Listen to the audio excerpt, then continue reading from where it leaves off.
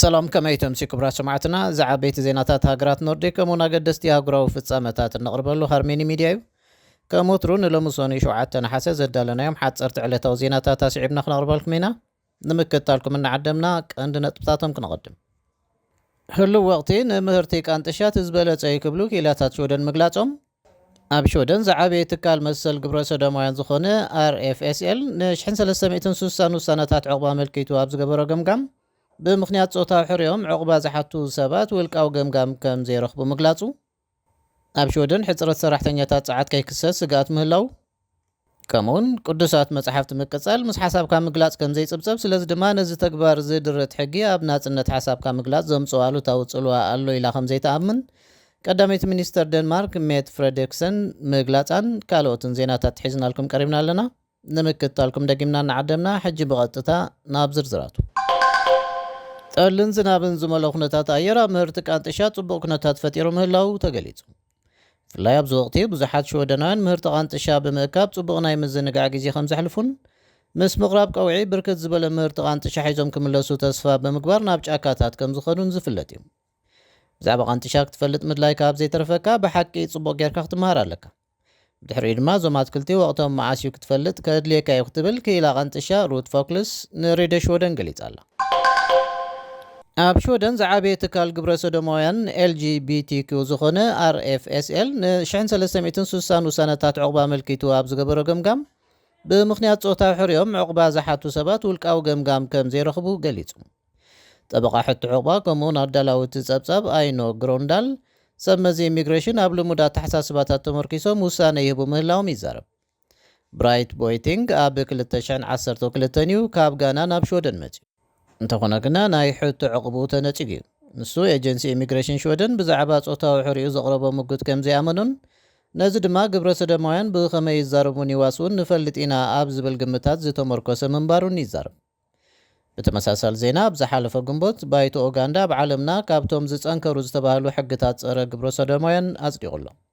ብመሰረት እዚ ሕጊ ዝኾነ ብግብረ ሰዶማዊ ተግባር ገበነኛ ኮይኑ ዝተረኽበ ሰብ ብዕድመ ልክዕ ማእሰርቲ ቫይረስ HIV እናሃለዎ ነዚ ዝፈጸመኻ ብሞት ክቕጻዕ ይኽእል እዩ። ሾደን ነዚ ሕጊ ኡጋንዳ ከመይ ዝበለ ግብረ መልሲ ክትህብ ከም ዘለዋ ኣብዚ ሰሙን ኣብ ስቶክሆልም ኣብ ዝካየድ ዘሎ ፌስቲቫል ጌይ ፕራይድ ተዘቲሉ ኣሎ። ብዙሓት ተኣሲሮም ካልኦት ብዙሓት ከዓ ይስጎጉ ኣለዉ። ካሃድሙ ዝደልዩ ሰባት ጃምላዊ ስደት ኣሎ ትብል ኡጋንዳዊት ኣክቲቪስት መሰል ግብረ ሰዶማውያን ፒሪቲ ቱክሟሲቦይ ኣብ ጽላት ፀዓት ንስራሕ ዘመልክቱ ሰባት እናዋሓዱ ምስ ምምጾም እቲ ሕፅረት ሰራሕተኛታት ኣብ ዝቕፅሉ ዓመታት ክውስኽ እዩ ዝብል ትፅቢት ተገይሩሎ። እዚ ድማ ሾደን ናብ ሓምለዋይ ፀዓት ንምስጋር እትገብሮ ፃዕሪ ከደናጎ ከም ዝኽእል ዋና ኣካየዲት ስራሕ ትካል ስዊድን ኤነርጂ ኣሳ ፓርንሰን ኣተሓሳሲባ ኣላ። ኣብ ሾደን ቁፅሪ ዓጋዜን ብቕልጡፍ ይውስኽ ኣሎ። ምቕታል እዞም እንስሳታት ድማ ጎኑ ጎኑ ብዝያዳ ይረአ ኣሎ። ሓረስታይ ጸባ ቫስተር ቪክ ፓር ጆንሰን ንቐውዒሉ ዝረሃፀሉ ፍርያት በዘን ዓጋዜን ከም እተሃንኮተ ይዛረብ።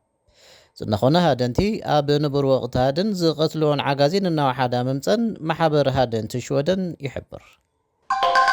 ቅዱሳት መጽሓፍቲ ምቅጻል ምስ ሓሳብካ ምግላጽ ከም ዘይፅብፀብ፣ ስለዚ ድማ ነዚ ተግባር ዝድርት ሕጊ ኣብ ናጽነት ሓሳብካ ምግላጽ ዘምፅኦ ኣሉታዊ ጽልዋ ኣሎ ኢላ ከም ዘይተኣምን ቀዳመይቲ ሚኒስተር ደንማርክ ሜት ፍሬድሪክሰን ምስ ጋዜጣ ዊከን ዳቪሰን ኣብ ዝገበረቶ ቃለ መሕትት ተዛሪባ። ሰባት መጽሓፍቲ ከቃጽሉ ምርኣይ ኣይፍትወንን እዩ። ኣብ ደንማርክ ነዚ ተግባር ፈጺምካ ብዘይ ሰዓብን ከተመልጥካ ዘይሕሰብ እዩ ክትብል እታ ቀዳመይቲ ሚኒስተር ነቲ ኣብ 2017 ዝተሰረዘ ሕጊ ኣንጻር ምርኻስ ብምጥቃስ ገሊጻ ኣላ።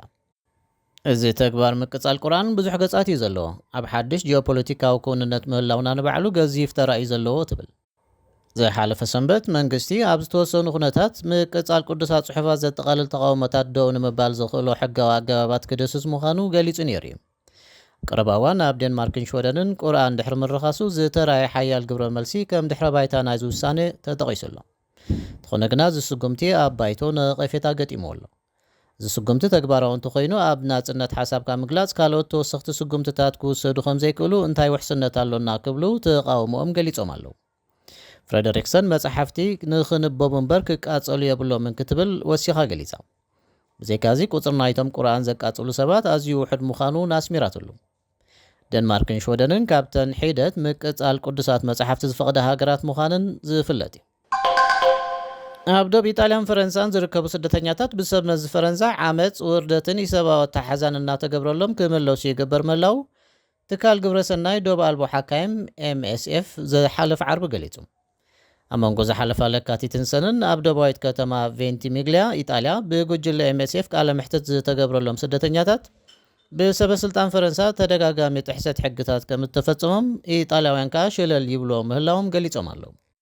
ኣብ ዶብ ፈረንሳን ኢጣልያን ዝካየድ ዘሎ ስርዓታዊ ምድፋእ ስደተኛታት መብዛሕትኡ ግዜ ብተግባራት ዓመፅ ምውራድን ኢሰብኣዊ ኣተሓዛን ሓዊሱ ብዘይ ፍቓድ ምእሳር ዝተሰነዩ ክብል MSF ኣብ ዘውፅኦ ጸብጻቡ ገሊጹ ኣሎ። ኩነታት ብወገን ዶብ ኢጣልያውን ኣዝዩ ኣሰካፊ ምንባሩ ወሲኹ ሓቢሩ ኣሎ። ካብ ዶብ ፈረንሳ ዝምለሱን ብቬንቲሚግሊያ ዝሓልፉን ስደተኛታት ኣዝዩ ድርት ኣገልግሎታት እዮም ዝረኽቡ ዘለዉ ክብል MSF ወሲኹ ሓቢሩ ኣሎ። ስደተኛታት ኣብ ጎደናታት ኣብ ቡልያት ህንፃታትን ድልድላትን ክድቅሱ ይግደዱ ኣለዉ። እዚ ድማ ንሓደጋታት ጥዕናን ኩነታት ኣየርን የቃልዖም ኣሎ ይብል MSF። ብዙሓት ካብዞም ስደተኛታት ካብ ኣፍሪቃ ናብ ኣውሮጳ ከኣቱ ኣዝዩ ጽንኩር ጉዕዞ ከም ዝገበሩ እዮም ዝገልጹ።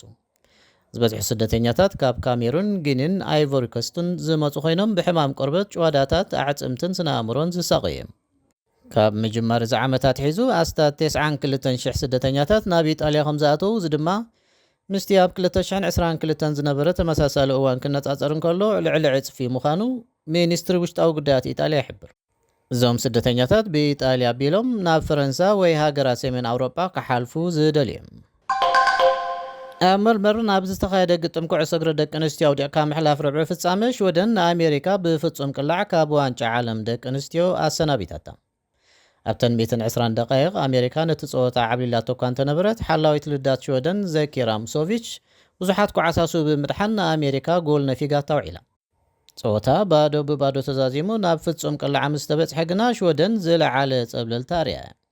ከኸብቶ ጻዋቲት ሜጋን ራፒኖ ሓዊሱ 3 ተጻወትቲ ኣሜሪካ ፍጹም ቅላዕ ብምስሓተን ሽወደን ኣብዚ ጸወታ ረብዒ ፍጻመ ወዲቕካ ምሕላፍ ንኣሜሪካ ብገፊሕ ስዒራት ኣላ። ሓላዊት ልዳት ኣሜሪካ ኣሊሳ ናሄር ኣብ ካልአይቲ ፍጹም ቅላዕ ብሊና ሁቲርግ ንዝተቐልዐት ኩዕሶ ዘድሓነት ትመስል እኳ እንተነበረት ተሓጋዚት ዳኛ ቪድዮ VAR ድሕሪ ምፍታሽ እታ ኩዕሶ ጎል ከም እተመዝገበት ንሽወደን ኣበሲራታ። ቴክኖሎጂ ቪድዮ VAR ኩዕሶ መስመር ምሕላፋ እኳ እንተረጋገፀ ኣሰልጣኒት ጋንታ ኣሜሪካ ቭላትኮ ኣንዶቪኒስኪ ግና ኣእማኒ ኮይኑ ከም ዘይረኸበቶ ገሊጻ ኣላ። ሽወደን ቀፂላ ምስ ጃፓን ክትገጥም እያ።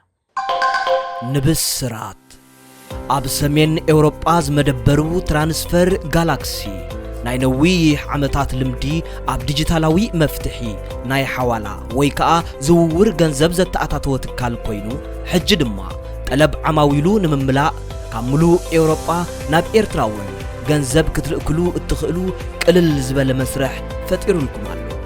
እዚ ስርሒት እዚ ነቲ ኣብ ኤውሮጳ ዝርከብ ማሕበረሰብ ኤርትራ ኣብ ዓዱ ንዝርከብ ስድራ ቤቱ ንምድጋፍ ዝጽዕር ዓብ እፎይታ ዝህብ እዩ። ትራንስፈር ጋላክሲ ንተጠቀምቲ ምቹእ ዝኾነ ኣፕ ኣዳልዩ ካብ ዝኾነ ቦታ ኤውሮጳ ብዲጂታላዊ ኣገባብ ገንዘብ ብምልኣኽ መቕረብኩም ናብ ሂምቦል ብምኻድ ገንዘቦም ክርከቡ ከም ዝኽእሉ ነበስረኩም።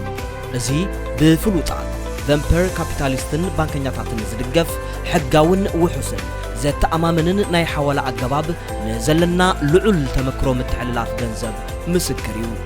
ሕጂ በዚ ጥብቆ ወይ ከዓ ሊንክ ኣቢልኩም ትራንስፈር ጋላክሲ ኣፕ ተመዝጊብኩም ኣውርድዎ። ንኤርትራ ድማ ካብ ኤውሮጳ ገንዘብ መልኣኽ ክትጅምሩ ትኽእሉ ኢኹም። ብተወሳኺ ትራንስፈር ጋላክሲ ብትግርኛ ድጋፍ ንዓማዊሉ ከም ዝህብ ነበስረኩም። ንዝያዳ ሓበሬታ ወይ ድማ ንሓገዝ ወይ እውን ሕቶታት ምዝህልወኩም ብቁፅሪ ስልኪ 00 46 7 10 71 21 69 ተወከሱና።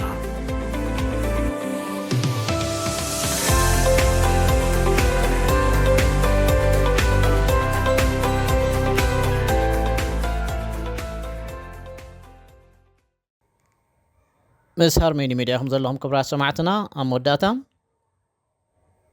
ተመራመርቲ ማእከል PET ቱርኮን ኦቦ ኣካዳሚን ኣብ እዋን ፆታዊ ርውየት ካብ ሓንጎል ኦፒዮይድ ከም ዝፍኖ ዝገልጽ ሓድሽ ሳይንሳዊ ዳህሳስ ኣካይዶም። ኦፒዮይድስ ቃንዛን ደስታን ከም ዝቆጻጸር ዝፍለጥ እኳ እንተኾነ ኣብ ፆታዊ ርክብ ብዛዕባ ዘለዎ ተራ ዝጸንሐ ረድኤት ግና ዝተሓተ እዩ ነይሩ። ፊንላንዳውያን ተመራመርቲ ፖዚትሮን ኤሚሽን ቶሞግራፊ ከምኡውን ማግኔቲክ ሪዞናንስ ኢሜጂንግ ብምጥቃም ኣብ እዋን ፆታዊ ርውየት ኣብ ሓንጎል ደቂ ተባዕትዮ ኦፒዮይድ ከም ዝፍኖ ጥራይ ዘይኮነ ፆታዊ ዕግበት ዘምፅኦ ናይ ሓጎስ ስምዒት ዝተፈላለዩ ከባቢታት ሓንጎል ከም ዘነቃቅሕ ኣጣሊሎም ኣለዉ ድሕሪ ፆታዊ ዕግበት ንጥፈታት ኦፒዮይድ ኣብቲ ስምዒታት ተግባራትን ዝኽርን ዝቆፃፀር ሂፖካምፑስ ንጥፈቱ ክውስኽ ከም ዝረአ እዞም ተመራመርቲ ይገልጹ ቅድሚ ርውየት ዝኽሰት ምልዓል ብልዕቲ ወዲ ተባዕታይ ኣብ ሂፖካምፑስ ንዝህሉ ንጥፈት ከምኡውን ኣብ ስምዒታትን ምትንኻፍን ዝሳተፉ ከባቢታት ሓንጎል ከም ዘነቃቅሕ ዝገብር እዩ እዚ ሳይንሳዊ ዳህሳስ ምስ ፆታዊ ዕግበት ዝተሓሓዝ ፀገም ንዘለዎም ሰባት ንምክንኻን ጠቃሚ ክኸውን ይኽእል እዩ ክብል ነዚ ምርምር ዝመርሐ ፕሮፌሰር ፓትሪክ ጀርን ገሊጹ ኣሎ ፆታዊ ዕግበት ኣብ ሓንጎልና ዝፍኖ ኦፒዮይድ ምስ ከም ምብላዕ ወይ ካልኦት ባዝ ዘብሉ ንጥፈታት ዝመሳሰል እዩ መጽናዕቲ 6 ደቂ ተባዕትዮ ወለንተኛታት ምስ ደቂ ኣንስትዮ መጻምድቶም ዘሳተፈ እዩ ሓንጎሎም ድሕሪ ርውየትን ኣብ ካልእ ናይ ዕረፍቲ ኩነታትን ብፒኢቲ ተጠቒሞም ስካን ብምግባር ንጥፈታት ሓንጎል ክዕቅኑ ክኢሎም ኣለዉ እቶም ተመራመርቲ እዚ መጽናዕቲ ብዛዕባ ኒውሮሳይንስ ፆታዊ ዕግበት ዝጸንሐ ርድኢት ከም ዝዓቢ ገይሩ ኣሎ እንተኾነ ግና ኣብ መንጎ ኦፒዮይድስ ደስታን ፆታዊ ተመክሮታትን ክልቲኡ ፆታታት ዘሎ ዝምድናታት ሙሉእ ብምሉእ ንምርዳእ ተወሳኺ መጽናዕቲ ከድሊ እዩ ተባሂሉ ኣሎ بمسارة ጸብጻብ ሄልሲንክ ታይምስ ባር ክቡራት ሰማዕትና ሎሚ ሰኒ 7 ነሓሰ ብሃርሜኒ ሚድያ ዝተዳለወ ሓፀርቲ ዜናታት እዞም ክሳብ ሕጂ ክትከታተልዎም ፀናሕኩም እዮም ምሳና ብምጽናሕኩም ኣዚና እናመስገንና በዚ ንሰናበተኩም ሰላም ሃርሞኒ ሚድያ ዕለተ ልደት መርዓ መመረቕታን ካልኦት ኣገደስቲ ዝኾኑ ናይ ፈተውትኹምን መቕረብትኹምን ምድላዋት ናይ እንቋዕ ሓጎሰኩምን እንቋዕ ኣብቅዓኩምን መልእኽትታት ንምምሕልላፍ ዘኽእለኩም መደብ ጀሚርና ከም ዘለና በዝጋጣሚ እዚ ንኹልኹም ተኸታተልቲ ሃርሞኒ ሚድያ ንሕብር ንኹልኹም ፈተውትኹምን መቕረብትኹምን እንቋዕ ኣብቅዓኩም ንምባል ኣብ ትደልይሉ እዋን ሃርሞኒ ሚድያ ዕድል ከፊትልኩም ስለ ዘሎ ተጠቀምሉ